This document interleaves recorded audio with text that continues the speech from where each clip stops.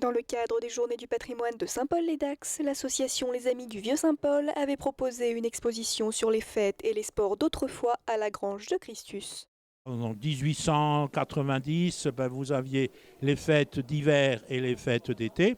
Les fêtes d'hiver qui étaient au mois de janvier, qui se passaient à la Saint-Paul, et les fêtes d'été qui avaient lieu tantôt au mois de juin, mais finalement après on les a amenées au 14 juillet, puisque c'était au moment du 14 juillet où on faisait les fêtes, en sachant de toute façon qu'au moment des fêtes d'hiver comme d'été, comme il y avait plusieurs quartiers dans Saint-Paul, les gens de ces quartiers se réunissaient au moins à ces fêtes. Et donc c'était soit une cavalcade où chaque quartier présentait un char ou une manifestation.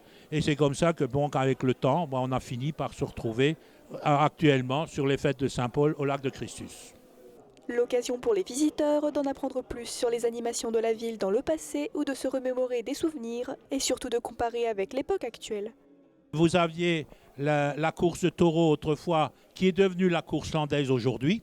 Il y avait déjà à l'époque, dans les années 50, des radios crochets et tout ça.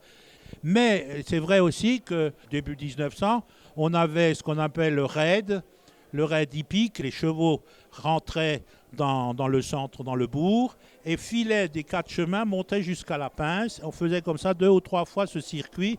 Et aujourd'hui, c'est vrai que dans le monde moderne, c'est les manèges, on les retrouve, mais c'est sous une autre présentation. Mais on a toujours, au fond, c'est le fait aussi de se divertir, de s'amuser et donc de se retrouver autour des manèges, mais aussi autour d'une gastronomie qu'on leur propose sur le plan local. Voilà.